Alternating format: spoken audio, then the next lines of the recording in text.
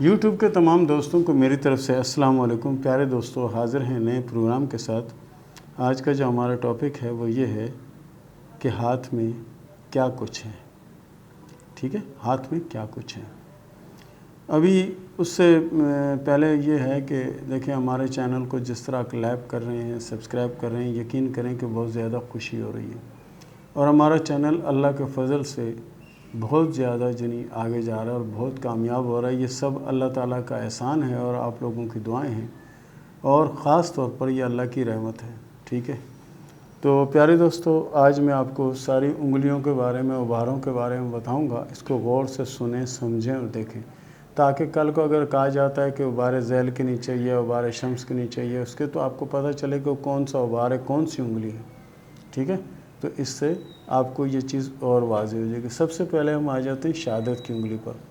شہادت کی انگلی، اس کو پامسٹری میں ہم جو ہے مشتری والی انگلی کہتے ہیں۔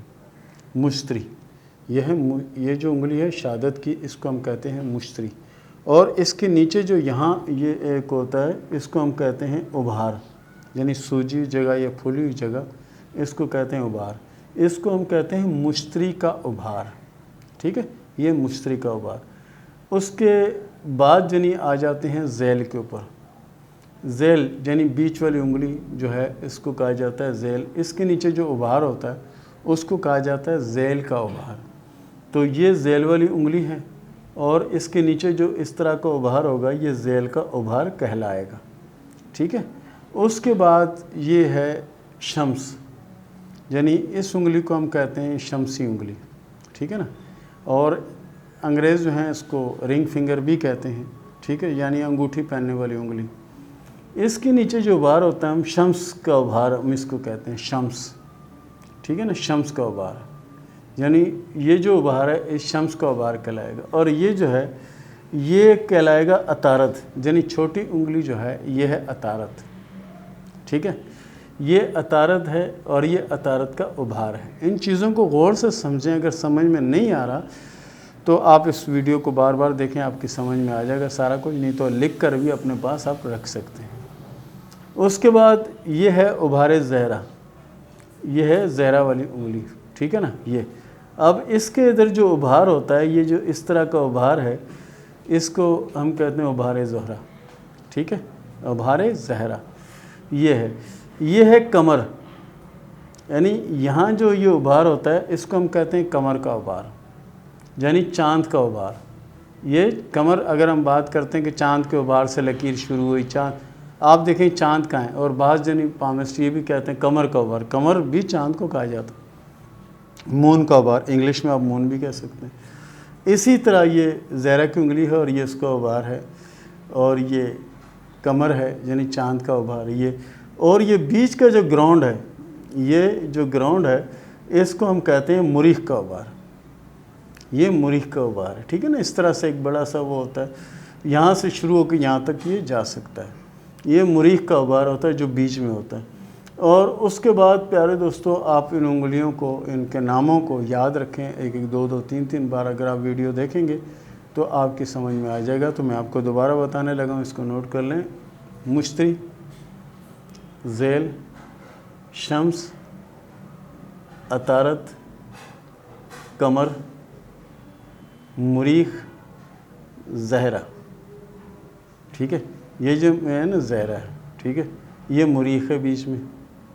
ٹھیک ہے، ان چیزوں کو آپ سمجھ جائیں۔ آپ ان چیزوں کو سمجھ گئے تو پوری پامسٹری سمجھیں کہ پامسٹری کی الف بے ہے، پامسٹری کی الف بے، اور اتنی ڈیپ میں، اتنی گہرائی میں مجھے یقین نہیں کہ کوئی بتا دے، لیکن میں آپ کو الف بے بتا رہا ہوں پامسٹری کی۔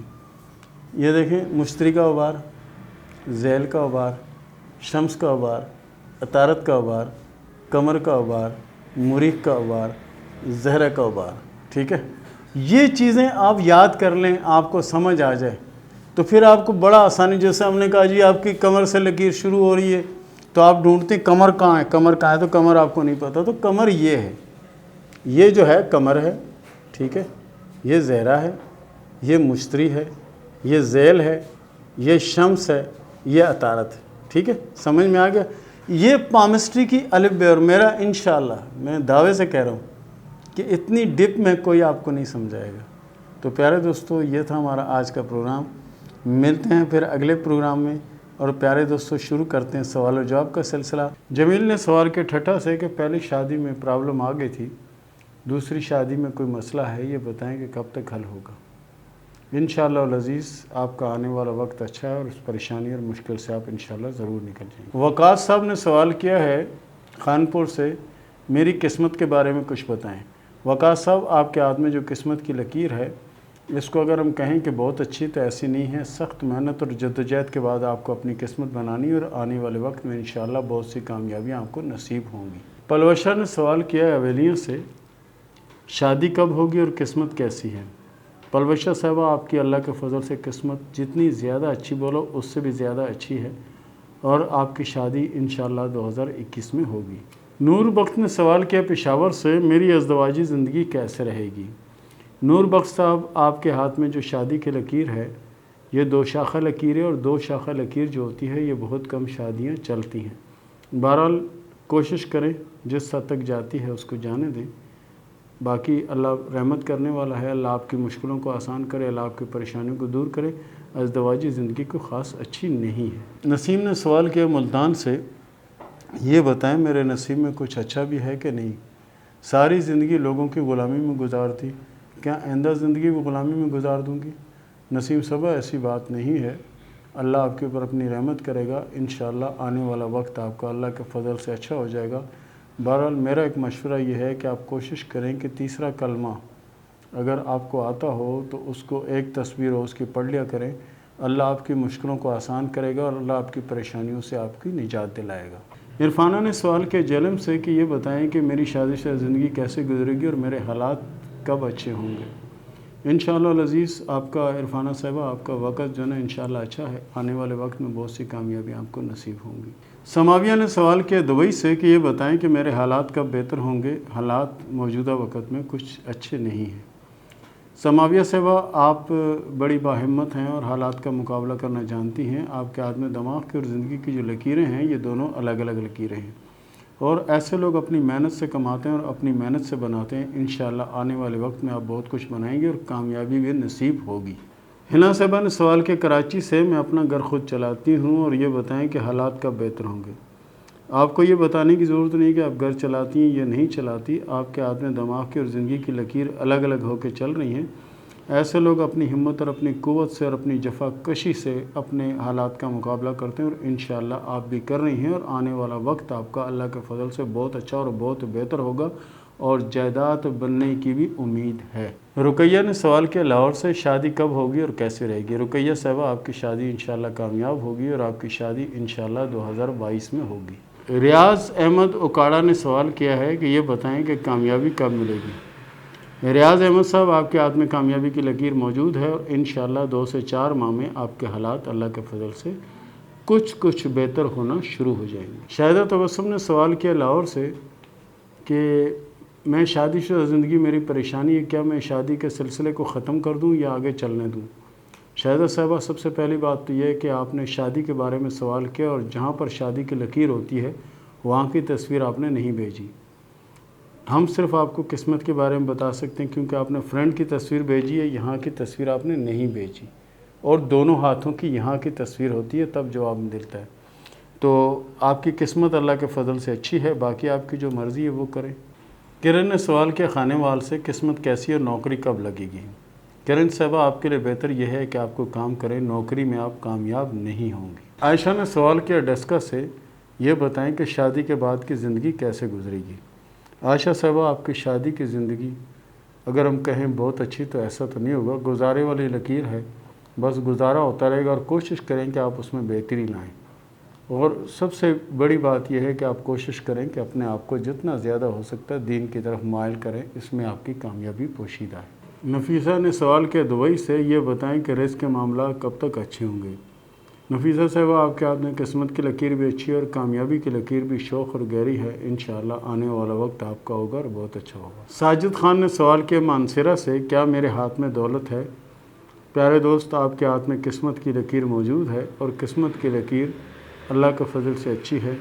اور قسمت کی لکیر اچھی ہو تو انشاءاللہ دولت آتی ہے اور کامیابی بھی ملتی ہے۔ اکثر نے سوال کیا فیصلہ آباد سے میرے نصیب میں اولاد کتنی اور کب ہوگی؟ اکثر صاحب آپ کے ہاتھ میں 3 اولادوں کی لکیریں موجود ہیں۔ اللہ تعالیٰ آپ کو کامیابی دے گا۔ کوشش کریں اپنے آپ کو دین کی طرف لائیں اور جتنا زیادہ ہو سکتا ہے آیت کریمہ پڑھا کریں، انشاءاللہ اللہ رحم کرے گا۔ آصفہ رانی نے سوال کیا گجرانوالہ سے کہ یہ بتائیں کہ میری قسمت میں دولت کتنی ہے؟ آصفہ رانی صاحبہ آپ کے ہاتھ میں قسمت کی لکیر اچھی ہے اور آپ محنتی ہیں، کوشش والی ہیں، انشاءاللہ آپ کو کامیابی ملے گی اور اللہ بہتر کرے گا۔ اگلا سوال کیا منظور حسین صاحب نے پشاور سے کہ میرے ہاتھ میں دولت کتنی ہے اور میرا نصیب کیسا ہے، یہ بتا دیں۔ منظور حسین صاحب آج تک اللہ تعالیٰ نے آپ کو کسی چیز کی کمی نہیں دی اور آئندہ بھی زندگی میں کسی چیز کی کمی نہیں ہوگی۔ آپ کا ہاتھ اللہ کے فضل سے بہت اچھا ہے اور آپ کے ہاتھ میں قسمت کی لکیر اور کامیابی کی لکیر دونوں بہت اچھی لکیریں ہیں۔ تانیہ اصغر نے سوال کیا ہے برنالہ جموں کشمیر سے، میں فوج جوائن کرنا چاہتی ہوں، فوج میں حصہ لینا چاہتی ہوں، کیا مجھے کامیابی ملے گی؟ تانیہ صاحبہ آپ کے ہاتھ میں اللہ تعالیٰ نے بہت قوت دی ہے اور آپ کا ہاتھ بہت اچھا ہے۔ آپ جیسے لوگ اگر آگے آئیں تو بہت کامیابی نصیب ہو سکتی ہے، کیونکہ آپ بڑی باہمت ہیں اور انشاءاللہ آپ کو آپ کے مقصد میں کامیابی ملے گی انشاءاللہ۔ ناہید سرگودا سے سوال کرتی ہیں کہ بتائیں کہ میری زندگی کیسے گزرے گی؟ ناہید صاحبہ آپ کی زندگی اللہ کے فضل سے اچھی گزرے گی اور بہت سی کامیابیاں آپ کو نصیب ہوں گی۔ پرویشہ نے سوال کیا سیالکوٹ سے، یہ بتائیں کہ میری شادی ارینج میرج ہوگی یا لو میرج ہوگی؟ پرویشہ صاحبہ آپ کی شادی اللہ کے فضل سے ارینج میرج ہوگی اور شادی کامیاب رہے گی اور شادی کے بعد کی زندگی بھی اللہ کے فضل سے بہت اچھی ہوگی۔ اس کے ساتھ ہی اجازت دیں، اللہ حافظ۔